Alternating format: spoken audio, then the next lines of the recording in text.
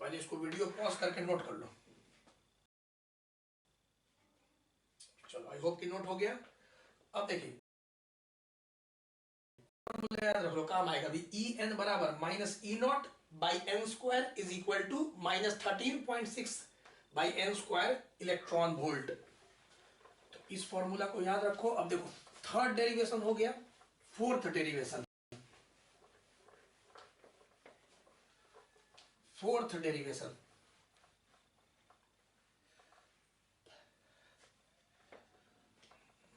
देखो बेटा, अब देखो फोर्थ जो डेरिवेशन है बच्चे, वेवलेंथ ऑफ रेडिएशन।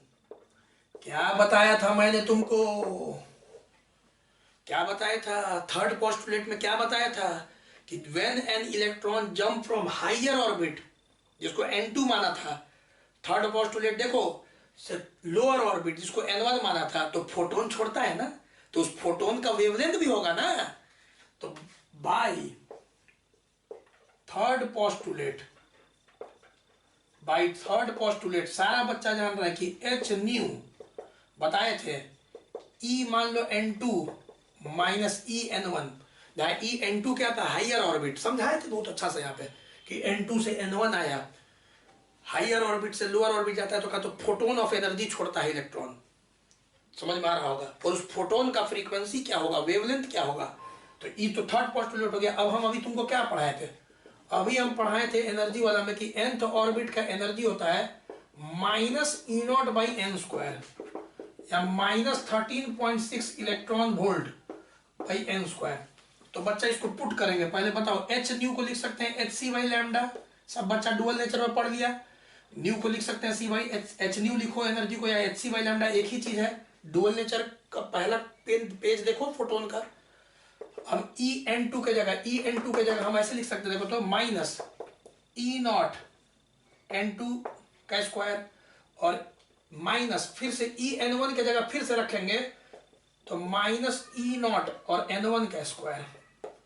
अब माइनस माइनस प्लस तो एच सी बाई लैम्डा, ठीक है।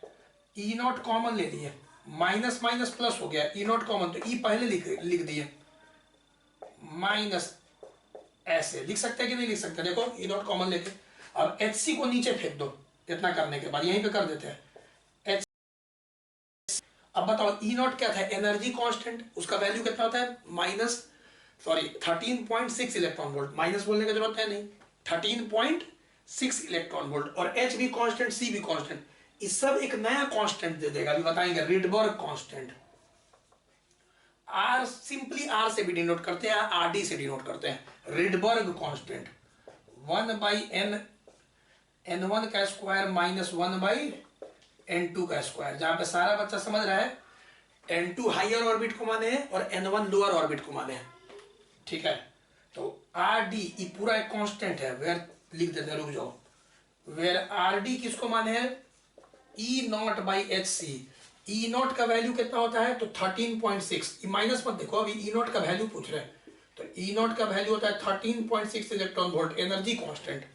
चलो तो आर डी हो गया भाई ई नॉट बाई एच सी, इसका वैल्यू भी लिख देते हैं।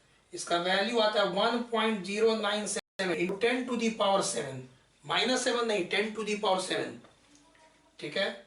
Metre inverse is called Rydberg constant. सिर्फ आर से भी डिनोट करता है, बहुत सारा बुक सिर्फ आर से करता है, या फिर कुछ बुक आर डी से करता है, तो हम आर डी से कर दिए रिडबर्ग कांस्टेंट, ठीक है। अब ये फॉर्मूला भी बहुत इंपॉर्टेंट है, याद रखना, न्यूमेरिकल बनाएंगे। तो बहुत सिंपल डेरिवेशन था, थोड़ा सा टाइम लगा, लेकिन अब 12th भी तो खत्म हो गया, सारे डेरिवेशन से मुक्ति मिल गया तुमको। अब न्यूक्लियस में डेरिवेशन नहीं है, सेमीकंडक्टर में कोई डेरिवेशन नहीं है, तो खत्म हो गया डेरिवेशन, उतना रोने का क्या बात, ठीक है। अब देखो जो पढ़ाएं उसको एक बार जल्दी से एनालाइज करते हैं, क्योंकि लंबा वीडियो हो गया। चारों डेरिवेशन को अच्छा से देख लो। वेवलेंथ ऑफ रेडिएशन, सोचो ना, न्यूमेरिकल बन नहीं जाएगा, आर डी पता है। अब बोल देगा कि पांचवा ऑर्बिट से तीसरा ऑर्बिट में कूद गया, तो आप 5 रख दोगे, 5 का स्क्वायर 25, और पांचवा ऑर्बिट से तीसरा ऑर्बिट में कूद गया, 3 रख देंगे, 3 का स्क्वायर 9, सॉल्व करके आ जाएगा कि भाई क्या वेवलेंथ, लेकिन याद रखना बहुत बच्चा लैम्डा लिख देता है, 1/λ है। 1/λ वेव नंबर भी बोलते हैं इसको, 1/λ को वेव नंबर भी बोलते हैं। तो ये 1/λ है, तो फिर कैलकुलेशन करोगे तो पलटना पड़ेगा। ठीक है, इसका हम ट्रिक भी दे देंगे तुमको, इसका कैलकुलेशन का वो ट्रिक दे दे। ट्रिक देखो, ट्रिक दे देते हैं। देखो ट्रिक क्या है, देखो कैलकुलेशन का तुमको एक ट्रिक दे देते हैं। अगर इसको उल्टा करके लिखा जाए अगर इसको पलट के लिखा जाए तो लैम्डा बराबर क्या दिख रहा है, 1/RD। ठीक है, 1/RD, और पूरा ऐसा ही दिख रहा है 1/N1 square minus 1/N2 square, यही ना दिख रहा है पलट के। यहाँ पे जब लैम्डा निकालना रहेगा तो उल्टा कर देंगे, ऐसा दिख रहा है। अब 1/RD जो है ना, इसका याद कर सकते हो, 1/RD का जो वैल्यू है 1/रेडिबल कांस्टेंट 912 एंगस्ट्रॉम, बड़ी काम का चीज है। 1/RD डायरेक्ट हो जाएगा 912 एंगस्ट्रॉम, न्यूमरेटर में 912 लिख देंगे एंगस्ट्रॉम। अब फिर वैल्यू पुट कर देंगे, बोल देगा यहां से यहां कूदा, हमको N1 और N2 दे देगा, समझ में आ रहा हो। बोल देगा कि 6th ऑर्बिट से 2nd ऑर्बिट में कूदा, तो 6 यहां रखेंगे, 6th ऑर्बिट से 2nd बोले तो 2 यहां रखेंगे, 1/RD 912 तुरंत कैलकुलेशन कर देंगे, एंगस्ट्रॉम में आ जाएगा। फिर उसको नैनोमीटर में भी चेंज कर देंगे। तो ये ट्रिक याद रखना कैलकुलेशन के लिए कि 1/रेडबर्ग कांस्टेंट का वैल्यू 912 एंगस्ट्रॉम होता है, क्योंकि हम लोग को निकालना तो बाबू वेवलेंथ है, तो पलटना तो पड़ेगा ना न्यूमेरिकल में। तो करके दिखाएंगे, अभी तुम लिख लो। तो क्या क्या पढ़े एक बार एनालाइज कर लेते हैं। चलो वीडियो पॉज करो, नोट करो।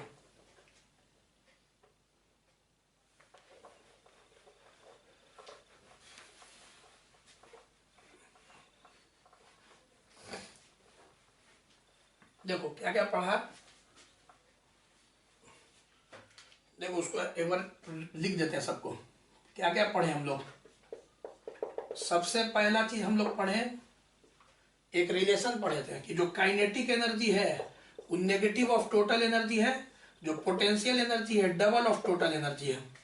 फिर दूसरा हम लोग रेडियस का पढ़े कि रेडियस होता है R0 n², मतलब 0.53 n² एंगस्ट्रॉम, सब हाइड्रोजन एटम के लिए, फॉर H एटम।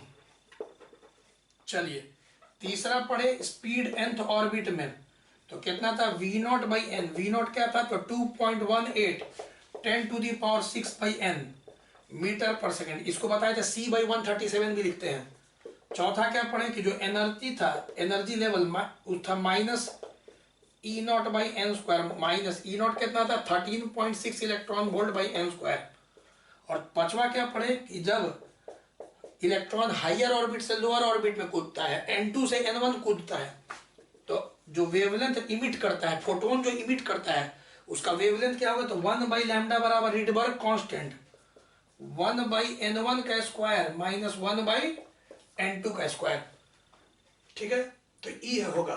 कोई बच्चा गलती भी लिखेगा ना, मान लो बोलेगा 5th ऑर्बिट से 2nd ऑर्बिट, कोई बच्चा यहाँ 5 रख दिया गलती से, यहाँ 2 कर दिया, तो अपने आप नेगेटिव आएगा, तो समझ जाएगा गलती कर रहे हैं। बड़ा इधर रखना पड़ेगा और छोटा इधर, ताकि ऊपर जाएगा तो नेगेटिव में नहीं आंसर आना चाहिए। तो गलती भी करोगे तो समझ में आ जाएगा कि भाई गलती क्या कर रहे हैं, नेगेटिव में नहीं आना चाहिए। बड़ा इधर रखोगे तब ना इधर आएगा, अब बड़ा माइनस छोटा पॉजिटिव में आंसर आएगा। ठीक है, तो ये 5 चीज बेटा तुमको आज मैंने पढ़ाया, मन लगा के पढ़ो, सब लिख लिख के याद करो, बार बार प्रैक्टिस करो, रफ कॉपी में खूब प्रैक्टिस करते जाओ। अच्छा मार्क्स लाना है तो प्रैक्टिस करते जाओ, बहुत अच्छा से सब चीज को बताया जा रहा है तुमको। ठीक है, तुम भी उधर से मेहनत करो। Bye bye, take care.